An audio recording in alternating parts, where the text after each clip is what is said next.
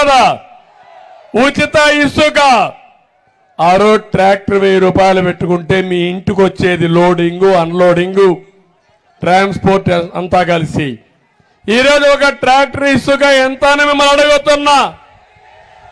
5000 రూపాయలు అవునా కాదా? ఎక్కడికి పోతున్నాడు నాకైతే అర్థం కావడం లేదు. 40 లక్షల మంది భవన నిర్మాణ కార్మికులు పని లేకుండా అయ్యో రామచంద్ర అని ఆత్మహత్యలు చేసుకున్నారు, రోడ్లు పాలైపోయారు. కానీ ఇతనికి మాత్రం ఏ మాత్రం కూడా లెక్కలేనితనం వచ్చేసింది.